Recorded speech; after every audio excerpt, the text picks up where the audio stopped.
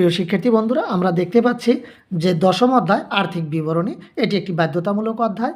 এই অধ্যায়ে যদি কখনো দেখতে পাই যে সুদ্দরে আমিলে বা উদ্দীপকে বিজ্ঞাপন বাবদ 12,000 টাকা ডেবিটে রয়েছে, তাহলে আমরা পরিচালন ব্যয় হিসাবে গণ্য করব।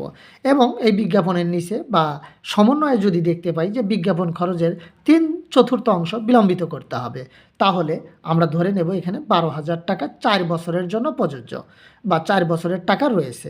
তখন আমরা 12,000 টাকাকে 4 দিয়ে ভাগ দেব, 3 দিয়ে গুণ করব, কেননা 3 অংশ বিলম্বিত করতে বলেছে।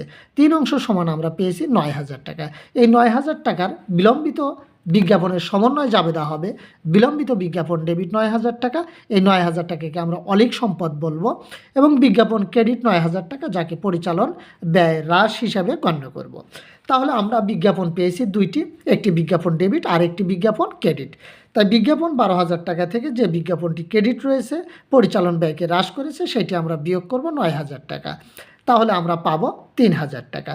এই 3,000 টাকাই হচ্ছে পরিচালন ব্যয় বা বিশদ আয় বিবরণীতে বিজ্ঞাপন বাবদ বা পরিচালন ব্যয় বাবদ 3,000 টাকা গণ্য করব।